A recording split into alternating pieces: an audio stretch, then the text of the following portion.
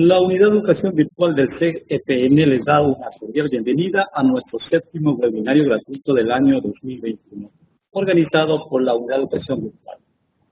En esta ocasión vamos a presentar nuestro webinario con el tema Elementos Básicos de Contabilidad. Para la realización del webinario, usted tendrá habilitada en la sección del chat que se encuentra ubicada en la parte inferior derecha. Esta será la forma de recepción de sus inquietudes una vez finalizada la presentación para que envíe cualquier inquietud.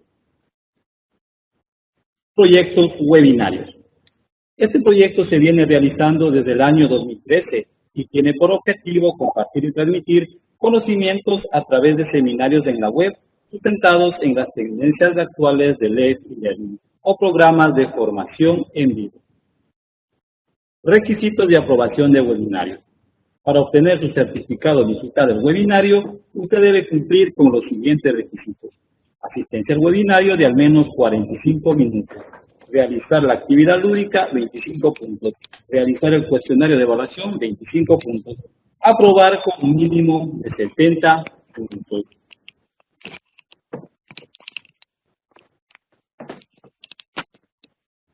El presente webinario tiene como objetivo conocer los elementos básicos del ciclo contable. Expositor, ingeniero Ricardo Iván Pacheco García. Formación profesional. Ricardo es ingeniero en Administración de Empresas y Negocios. Experiencia profesional.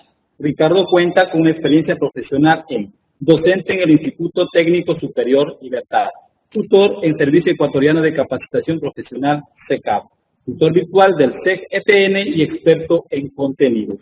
En este momento le damos una cordial bienvenida a Ricardo y le damos paso para que inicie con su conferencia. Muchas gracias, Patricio. Bienvenidos a todos y todas. Este es nuestro webinario con el tema Desarrollar el ciclo contable. En estos temas, bueno, vamos a tratar el paso a paso, en realidad, de cómo se hace el proceso del ciclo contable y tratar de explicar en el mayor contenido posible para que lo vayan entendiendo ustedes. Bien, entonces empecemos.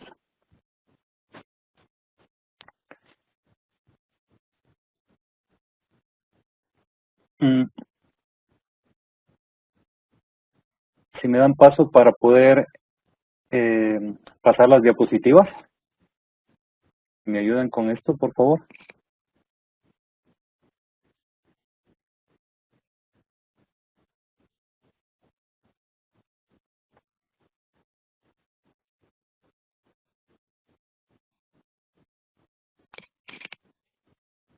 Patricio, por favor, si me ayudas, ¿estás por ahí?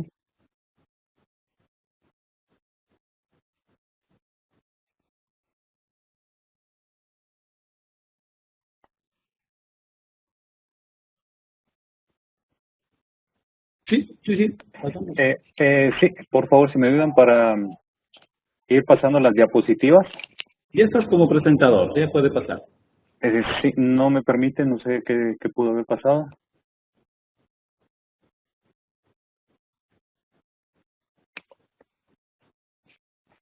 A ver, veamos qué es. La presentación, ya está.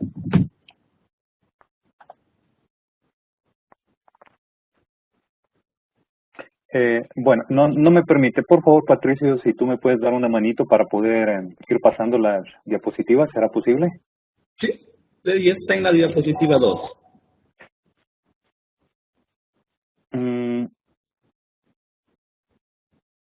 Bueno, en mi pantalla quedó congelado, no sé qué sucedió. No sé si eso le está pasando al resto. Quedó en la presentación de webinario del tema del ciclo contable.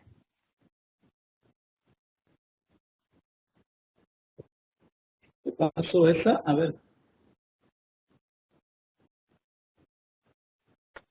Ya, ahí la encuentro ya la siguiente. Sí, ahí estamos bien. Perfecto, te agradezco, Patricio.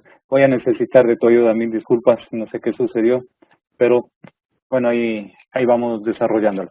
Bien, como mencionábamos, vamos a desarrollar lo que es el paso a paso del ciclo contable en el que el ciclo contable en realidad es toda labor contable que debe ser realizada siguiendo una secuencia u orden lógico mediante una serie de procedimientos adecuados y estableciendo periodos para presentar las informaciones elaboradas. El ciclo contable es el conjunto de pasos y procedimientos en el que se analiza, elabora, registra y se prepara la información financiera de la empresa y que se completa en un periodo determinado de tiempo llamado ejercicio contable. Bien, entonces vamos a desarrollarlo a través de la unidad de educación virtual del 2020. Vamos, por favor, a la siguiente diapositiva.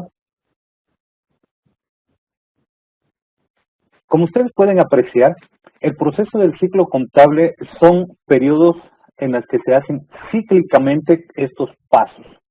Se los puede dividir de acuerdo a criterios y esto no puede dar a contradicciones ni tampoco a versiones. Simplemente es la comodidad para apreciar mejor la información. Yo la he dividido en 3 etapas o 3 fases, en la que es la primera, la transacción comercial. La segunda es el registro de todos los libros contables, que va en primer lugar el libro diario en donde se realiza la cornalización, luego va la mayorización, balance de comprobación y hoja de trabajo. A cada uno de ellos los vamos a ir explicando más adelante. Y como etapa 3, lógicamente los estados financieros, que es el resultado o el producto de todo este proceso. Aquí lo podemos ver en un detalle plano, es decir, la secuencia. Como mencionábamos, 3 etapas y ahí están bien definidas. La transacción, la que se realiza a través de lo que son documentos de origen o fuente. Luego tenemos los registros contables que están dados por diferentes libros y formatos contables para ir desarrollando y obteniendo información para consolidar al final lo que necesitamos como informes. Los informes están basados en los estados financieros. Entonces vamos a ir desarrollándole cada uno de ellos. ¿Qué es la transacción comercial? Bien, la transacción comercial es el intercambio de bienes y o servicios para satisfacer las necesidades humanas. Información que se obtiene del documento de origen o fuente, el mismo que sirve de soporte contable para su verificación en el momento requerido. Aquí vamos observando ciertos documentos que son básicos. Aquí vamos a ir analizando para transformar lo que tiene ese documento en registros contables, en registros con nombres técnicos a cada rubro que le pertenece ir asignado con su valor respectivo. Dentro de estos documentos nosotros podemos tener la factura, dentro de la factura y en un orden la nota de venta, nota de débito, nota de crédito y otros documentos más que están autorizados por la entidad de control y regulación, en este caso el SRI, y también tenemos otros documentos que son internos de la empresa, que son también de acuerdo a la normativa vigente contable para ser registrados. Entonces, todos esos documentos son el origen de fuente de información para la contabilidad. Si no existiesen estos documentos, tampoco se podría realizar ningún registro contable porque se basa en ellos. ¿De acuerdo? Entonces, vamos a la siguiente.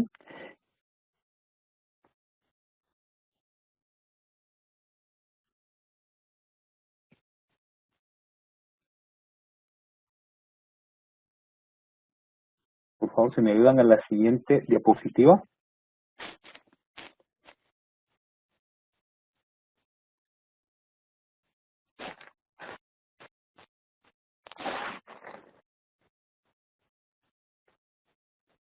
Ya, ahí ya se me presentó ya el orden, ahora ya lo puedo manejar. Muchas gracias. Sí, ya se me activó. No sé qué sucedió, pero ya tengo el control. Muchas gracias.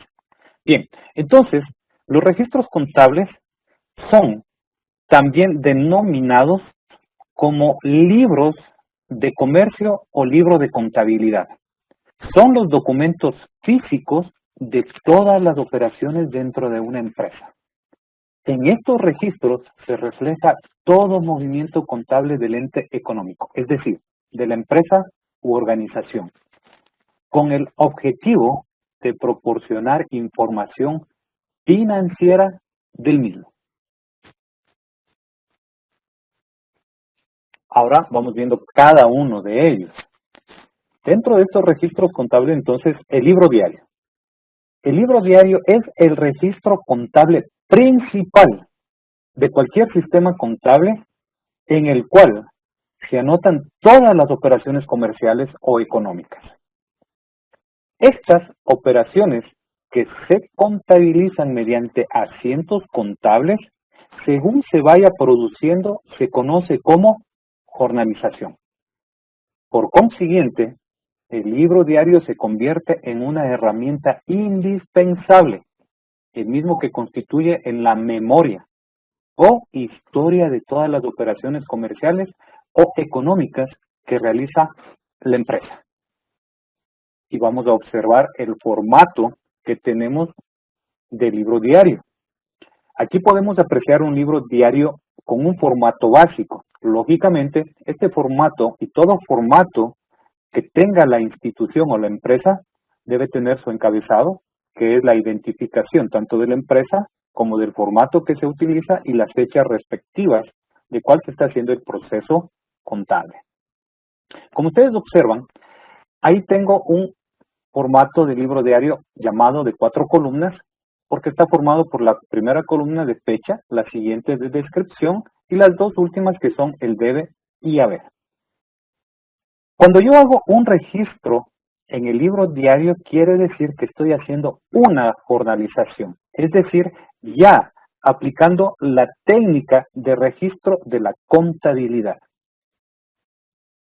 Aquí tiene una particularidad al momento del registro.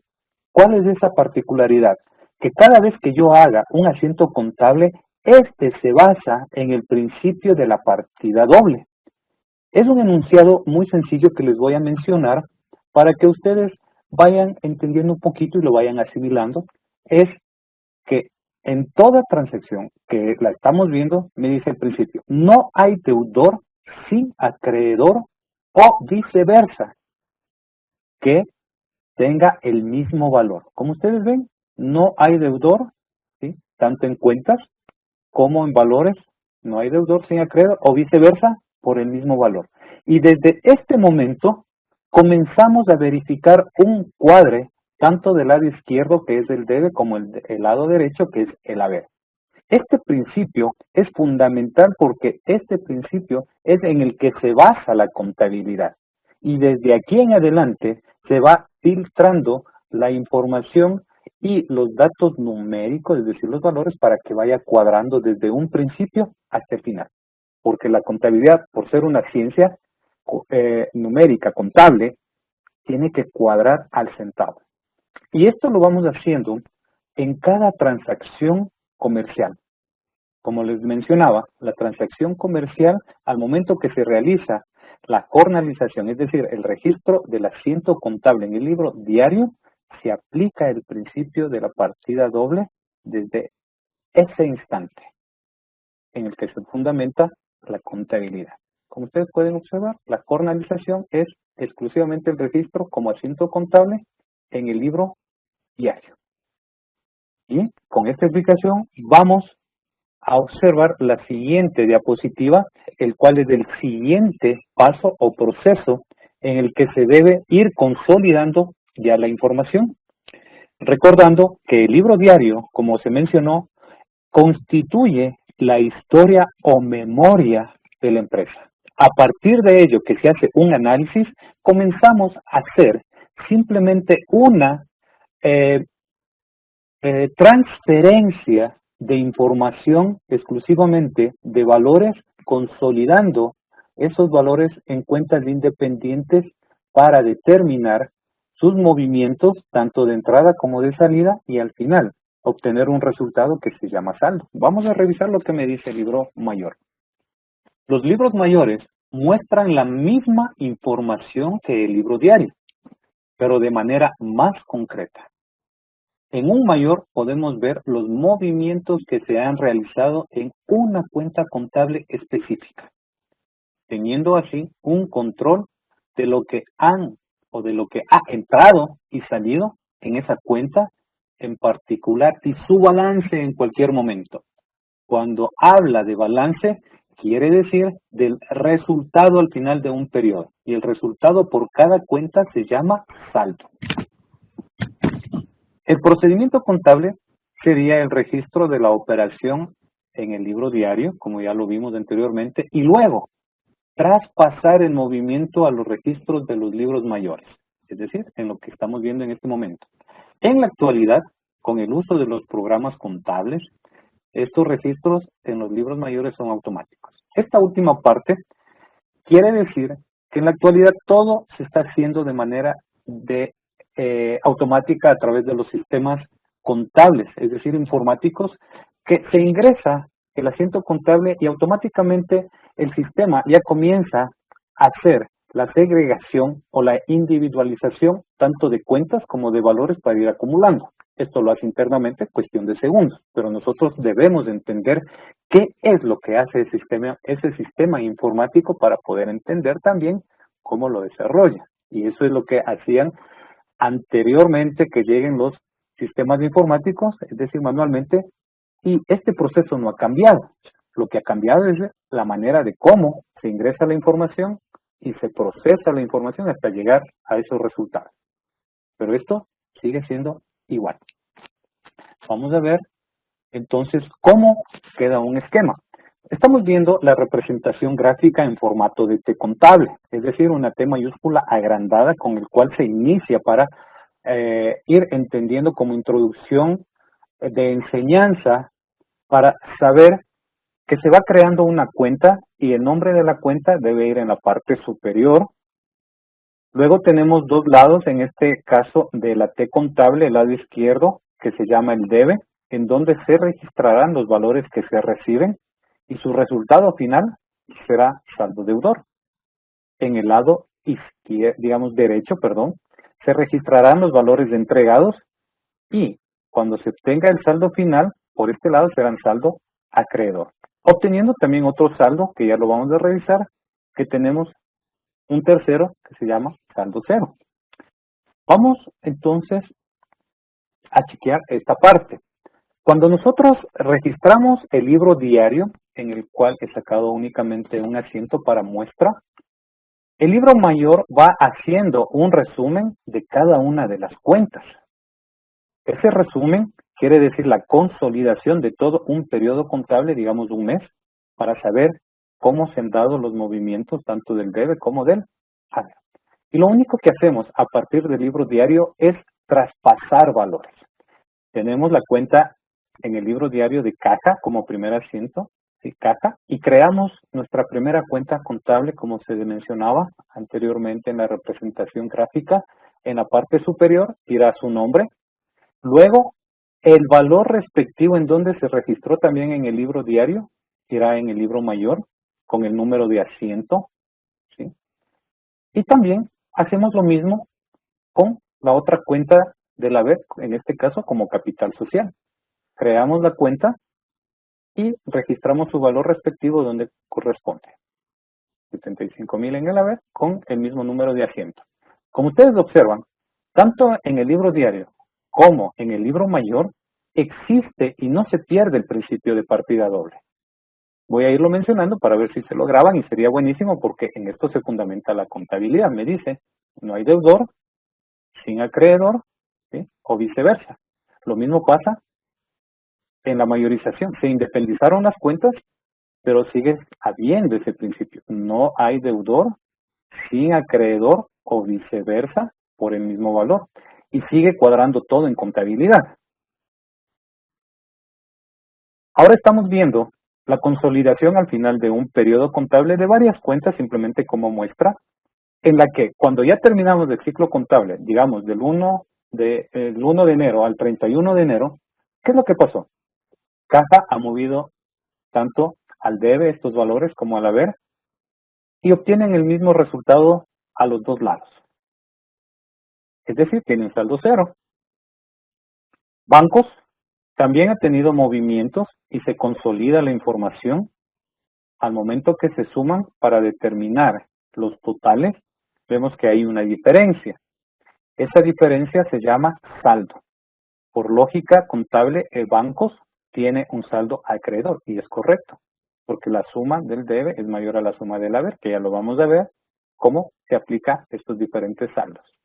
Tenemos capital social al final del periodo, único movimiento de 75,000 al haber y de igual forma en caja.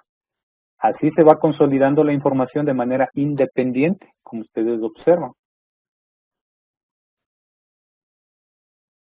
Al momento que nosotros tenemos el manejo de estas cuentas de manera individual, necesitamos conocer lo que son saldos, porque para eso se hace este proceso. Necesitamos saber los movimientos que tuvo de entrada, salida, es decir, debe haber, pero necesitamos saber ese resultado al final de un periodo.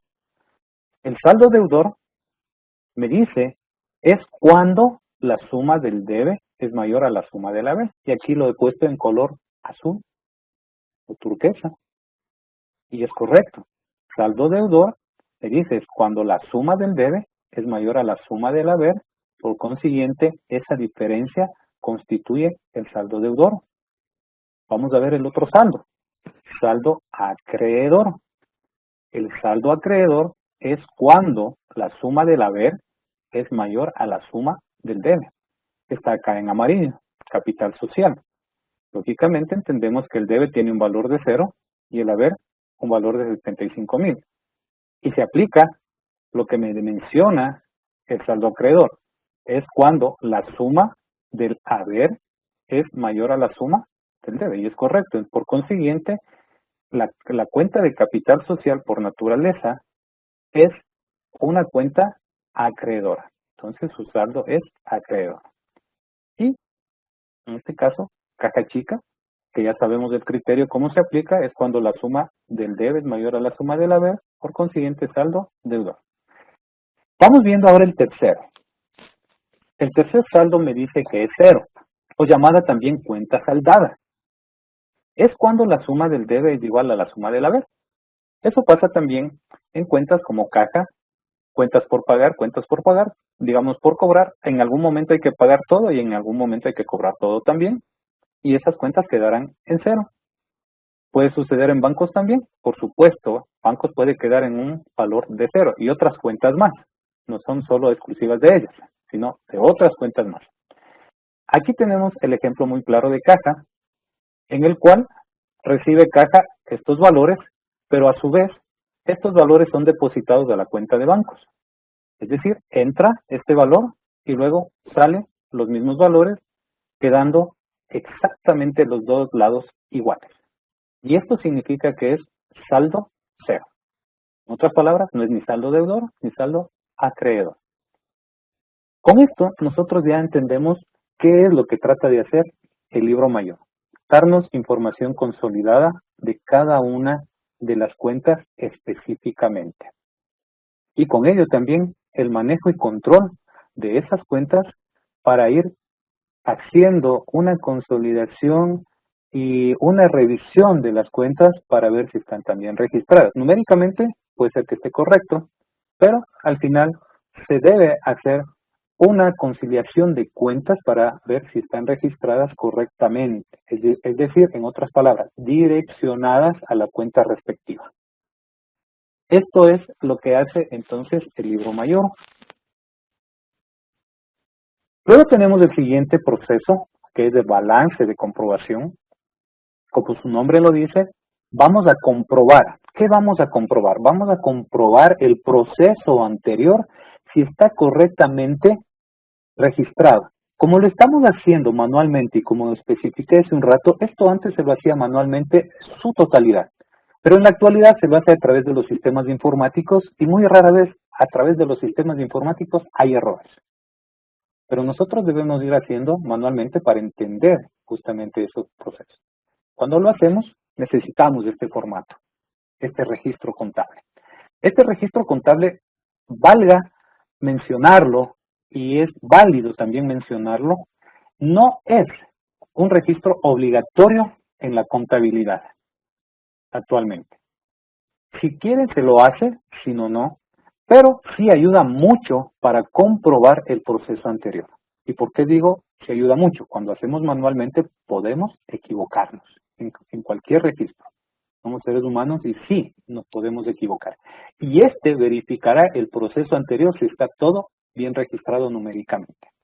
¿Qué menciona este formato? Me dice, según la normativa contable, el balance de sumas, mire, también se lo conoce como de sumas y saldos, también llamado balance de comprobación, es un registro que nos suministra, ahí está, los saldos, tanto al debe como del haber, de todas las cuentas con las que operamos, es decir, con las que hemos registrado.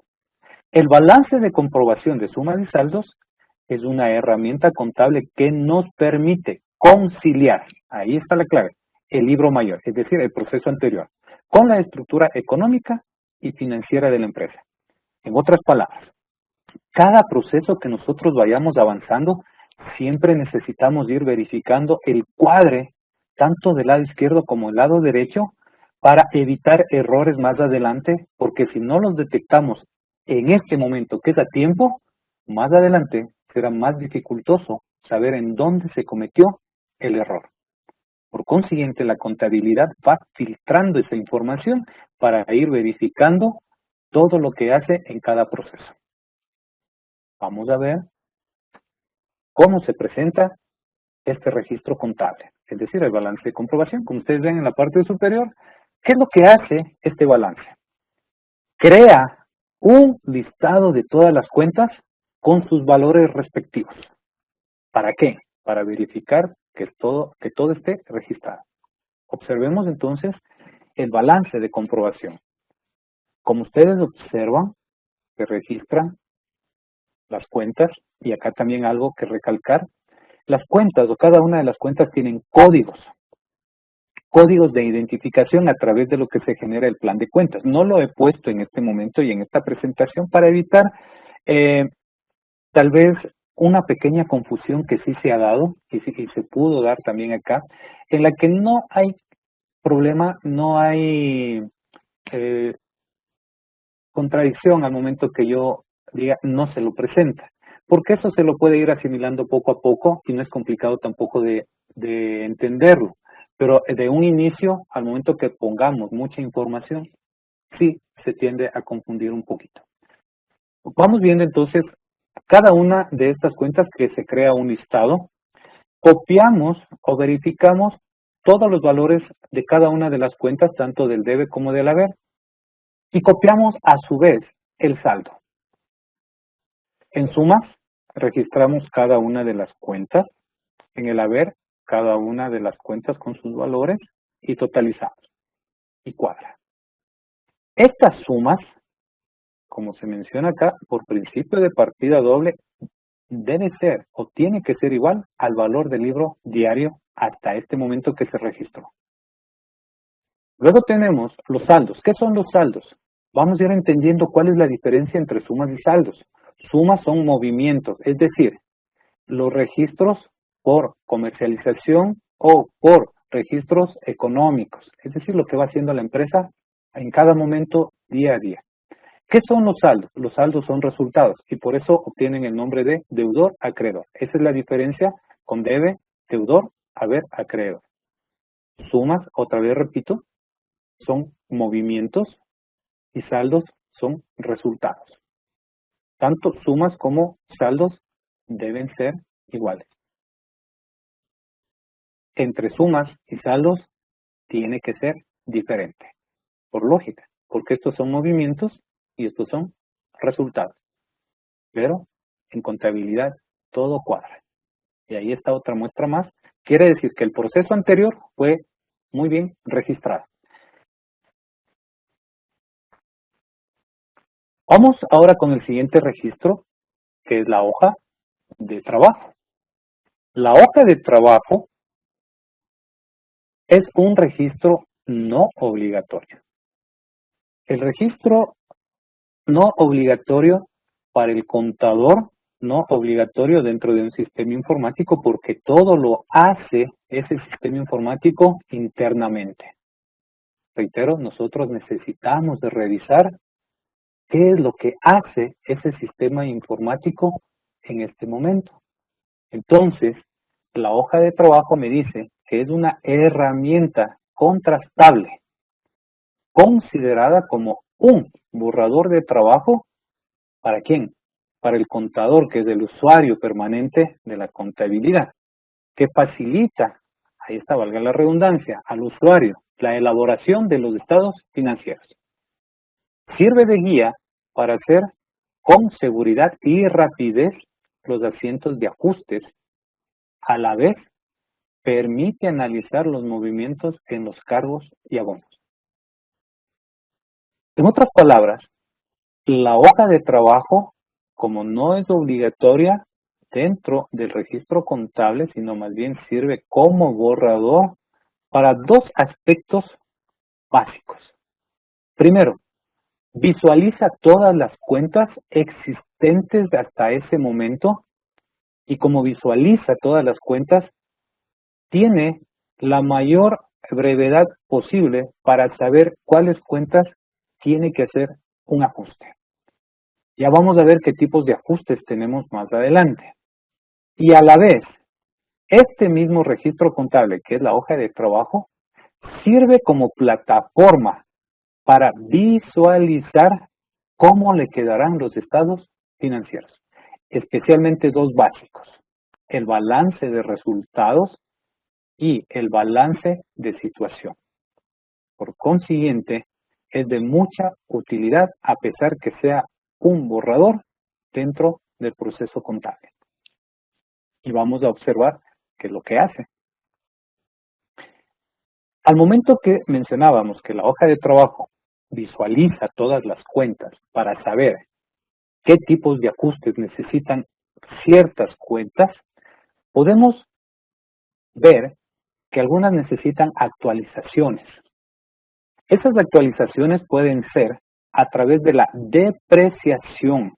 Y la depreciación básicamente es la disminución del valor de un activo fijo por dos razones: por el tiempo y por el uso. La amortización quiere decir pago de deudas en las cuales se va dando periódicamente, ¿sí?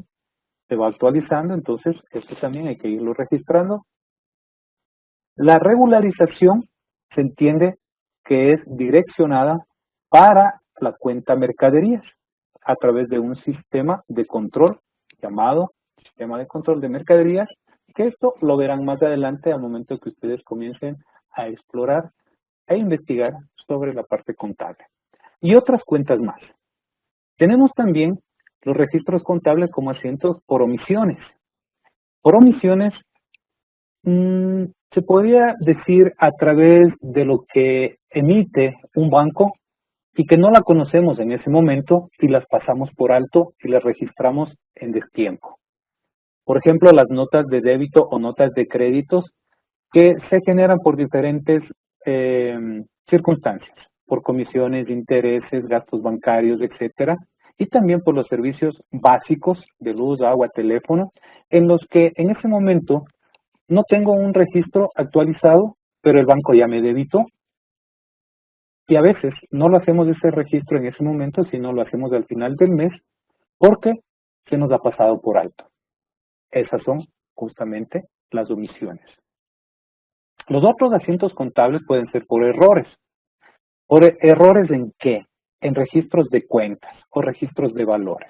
Ejemplo, si yo quiero cargar un cobro a un cliente, que puede ser que sean con un mismo nombre muy parecido o la misma codificación a veces que se tiene internamente dentro de la contabilidad de un cliente, digamos Patricio Pérez y Pablo pasmiño y digito mal el código y le ingreso a ese cliente por error a otro, entonces, al momento que se hace la verificación y análisis de cuentas, ¿en dónde?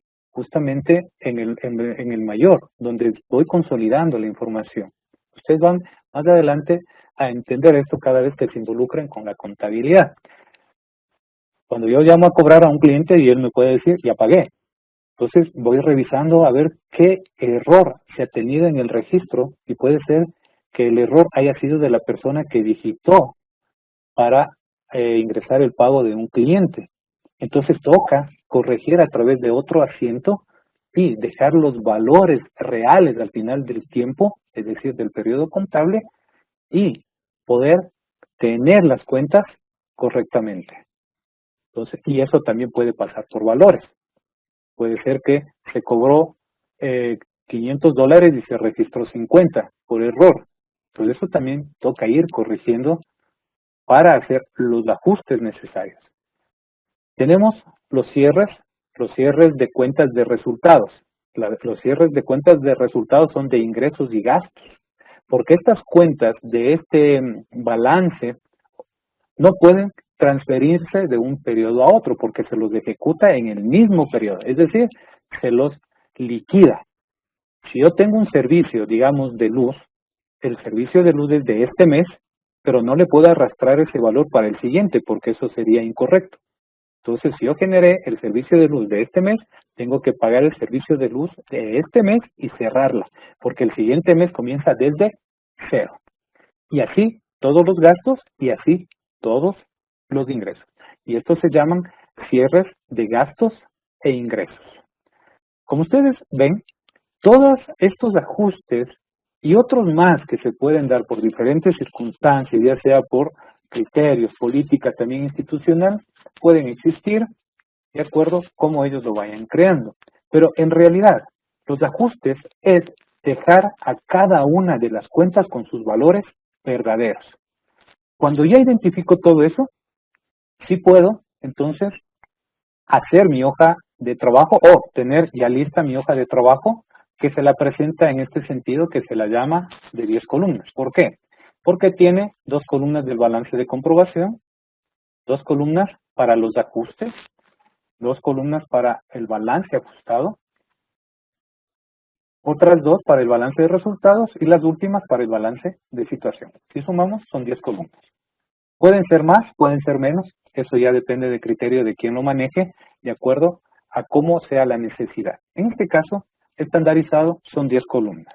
Y vamos incluyendo la información y vamos a ir viendo cómo se van complementando cada dato que se ha generado anteriormente. ¿Qué es lo que vamos a hacer entonces en primer lugar? Copiar exactamente lo que está en el balance de comprobación, pero exclusivamente los saldos. No necesitamos las sumas del debe y haber, porque necesitamos únicamente resultados. Copiamos exactamente tal como está en el balance de comprobación y verificamos el cuadre que se lo está dando. Cuando ya tenemos esto, revisamos lo que es ajustes. Aquí tenemos 2 asientos solo para muestra de ajuste. Primero, regulación de la cuenta de mercaderías. ¿Qué es eso? Quiero saber cuánto gané o cuánto perdí en la compra y venta de mi producto. Entonces, aquí hago el cierre de ventas y el cierre de compras, que es mi costo, para saber cuánto gané. En otras palabras, necesito confrontar a estas 2 cuentas, que es el mismo producto, pero las ventas tienen un precio de venta y las compras tienen un precio de costo. Como es el mismo producto, simplemente necesito saber por diferencia, y por diferencia es este valor de 4,000 que obtuve como ganancia. Ganancia en el transcurso de un periodo, de un mes, que al final se llama utilidad. ¿Sí? Esa es la diferencia. Estoy ganando poco a poco, durante día a día, para que al final ese total se llame utilidad. Es mi primera ganancia, mi primera utilidad que se la determina como utilidad bruta en ventas. El valor bruto que sí se le denomina es porque todavía está en su valor completo y hay que seguir deduciendo otros valores. Tengo otro asiento contable que es la depreciación. Es muy típico. Toda empresa tiene que hacer depreciaciones porque es la disminución de sus activos por el uso o por el tiempo. Entonces, tiene que poner en realidad cuánto valen sus bienes cada vez que pasa el tiempo. La depreciación, equipo de oficina, en este caso, constituye un gasto y la depreciación acumulada del mismo equipo de oficina constituye una cuenta de pasivo en la cual se va sumando los valores periódicos hasta que se complete el valor total del bien, en el cual al final de ese periodo de vida útil quedará en cero. Eso es lo que toca ir haciendo periodo tras periodo. Vamos a ver qué pasa entonces con estas 4 columnas cuando ya obtenemos estos valores. Consolidamos la información en el balance ajustado. En otras palabras, necesitamos obtener resultados. Y los resultados quiero saber si son deudores o acreedores. Como ustedes observan, ahí tenemos simplemente una operación matemática que yo puedo hacer en suma, resta, suma y resta. ¿Cómo es eso? Yo voy sumando deudor, voy restando acreedor en el balance de comprobación, paso al balance ajustado, sumo el debe, resto el haber. En este caso de casa, lógicamente no tengo nada, queda en cero. Pero vamos a ver en la cuenta de bancos. Tengo 79.400 deudor, 0 en acreedor, paso a la siguiente, que es ajustes, tengo 0, por consiguiente, tengo un saldo deudor. Lo mismo pasa con las siguientes cuentas y así sucesivamente. Esto tengo que hacer con todas las cuentas que tengo en este momento. Quiere decir, desde casa hasta depreciación acumulada de equipo de oficina. Voy determinando a cada uno de estos valores. Y como ustedes observan, cuadra. Todo cuadra en contabilidad. Si aquí llegamos así, quiere decir que podemos seguir al siguiente paso dentro de la hoja de trabajo, que es determinar en el balance de resultados los gastos y los ingresos. Entonces vamos a verlos. Aquí está.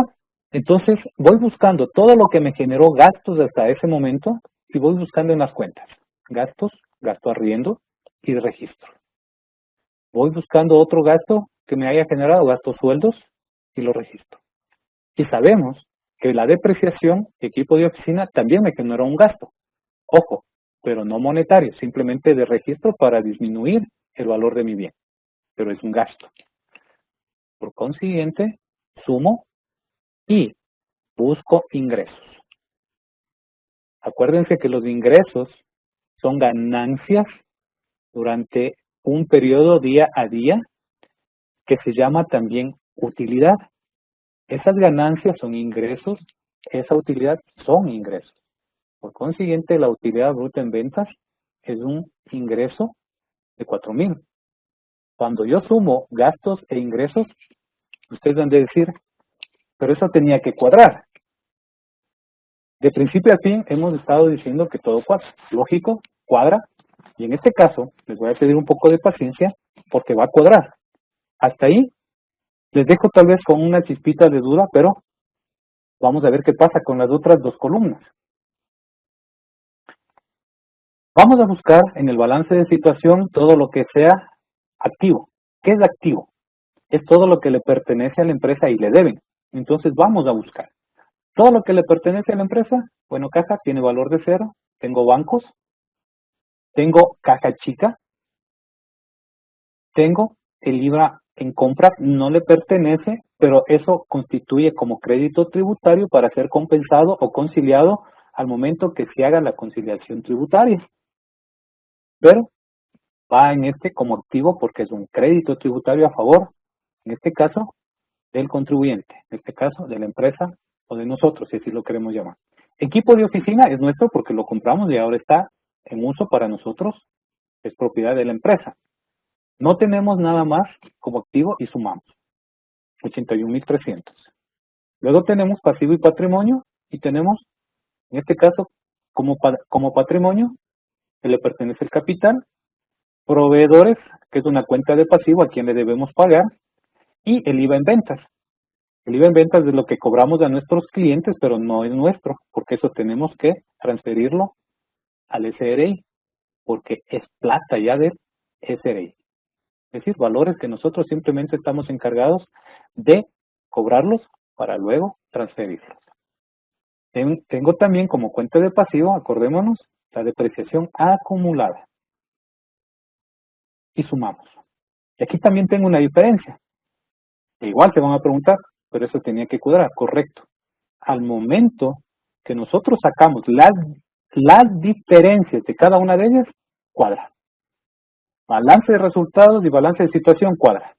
Exactamente con el mismo valor y quiere decir que está correctamente porque aquí generamos una nueva utilidad en la que hemos restado y sumado, ¿sí?, tanto gastos como ingresos, y esa diferencia es mi nueva utilidad.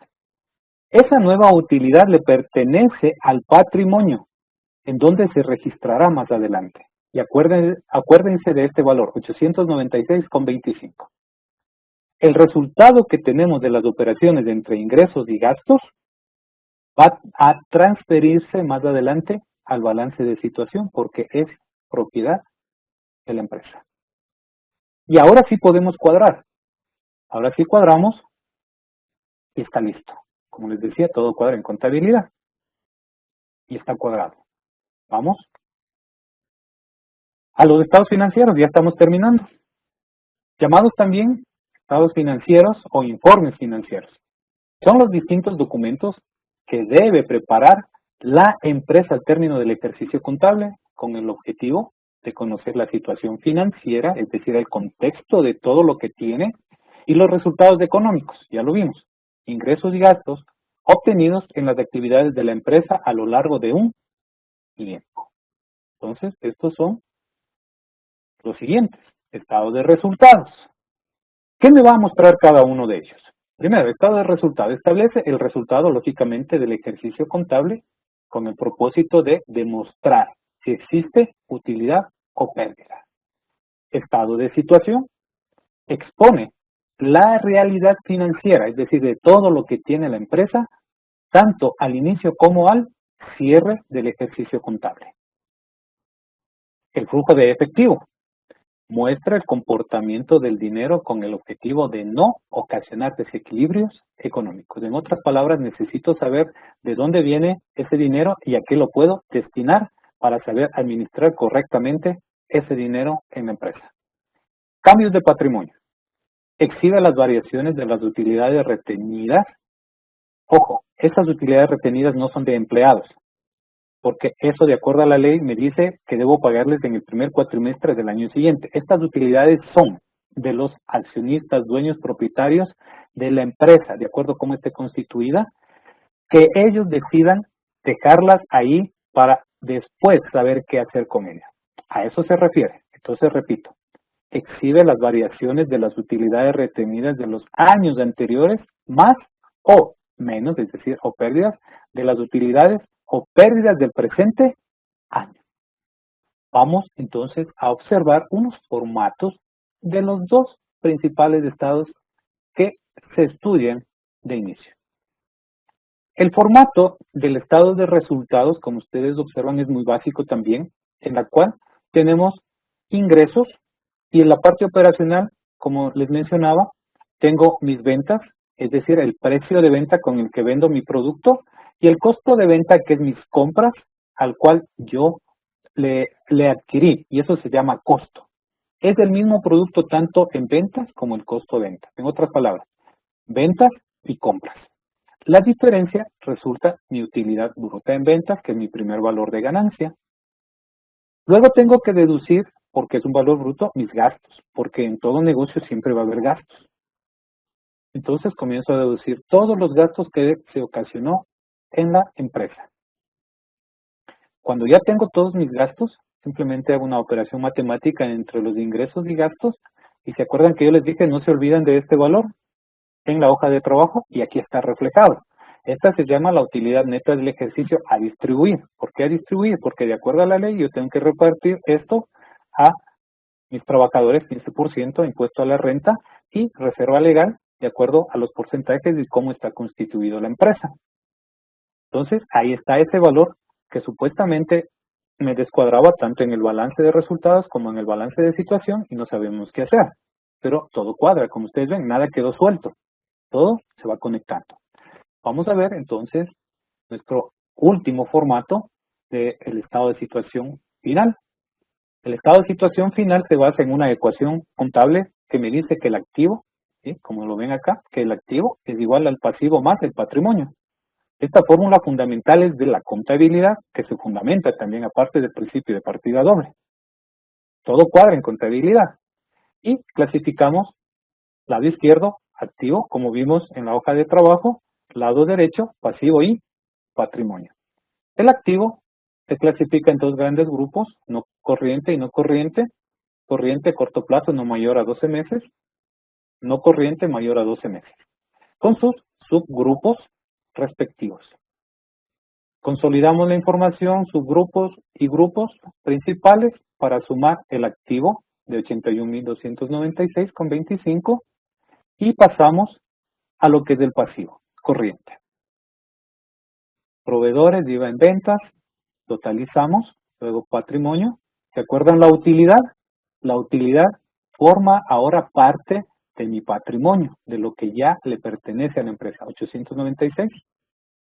Si no hubiésemos hecho el balance de resultados, esto no hubiéramos tenido, y quiere decir que hubiese una falta de información en la cual, si no hacemos esto, no tendríamos una base para una toma buena de decisiones, que ya lo vamos a ver.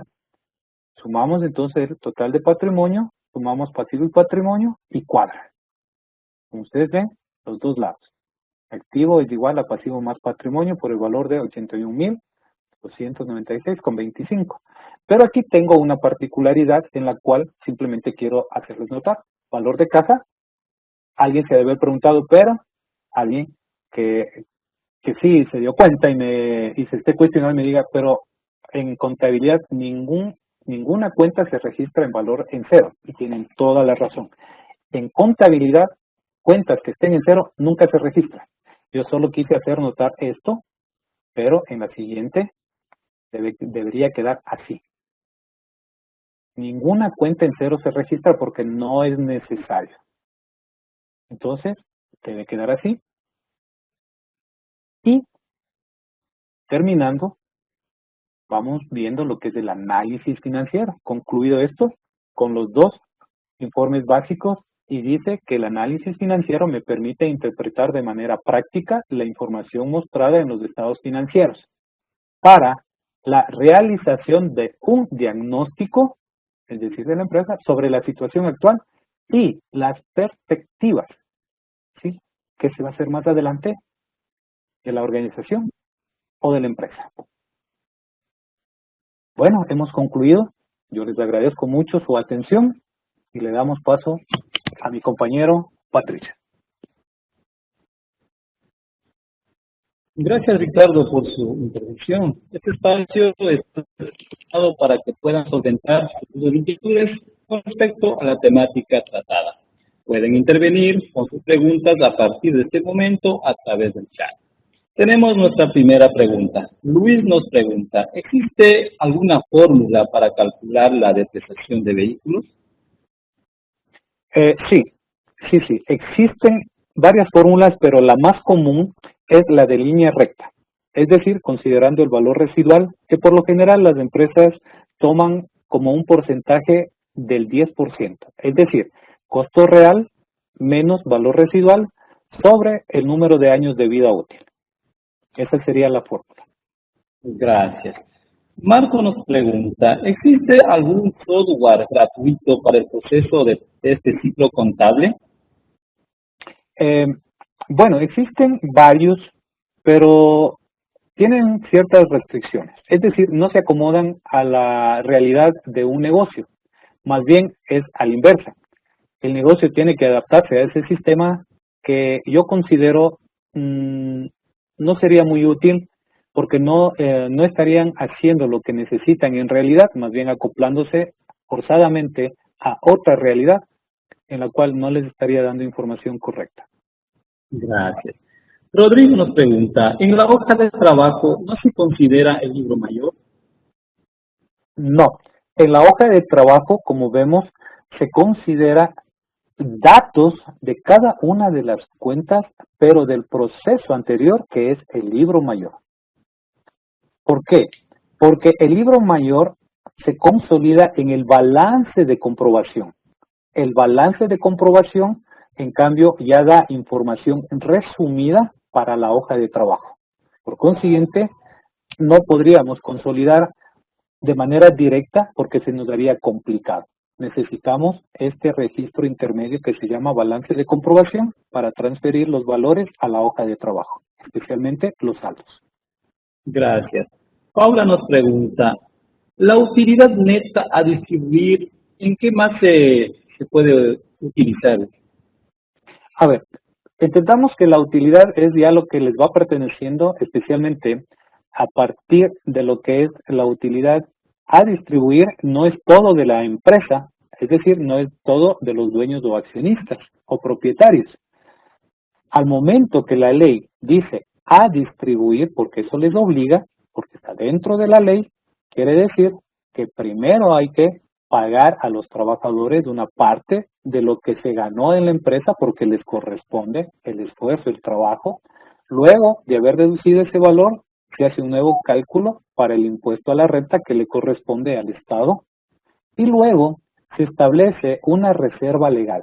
Esa reserva legal prácticamente es un ahorro interno que también obliga la ley que hagan las empresas para cualquier eventualidad o desequilibrio de liquidez por cualquier cosa que pueda suceder. Y esto ayudó mucho últimamente por la cuarentena y por la crisis que tuvimos de pandemia. Eso les sirvió a muchas empresas como para sostenerse, porque fue un pequeño ahorro que ellos mantenían para poder seguir teniendo liquidez.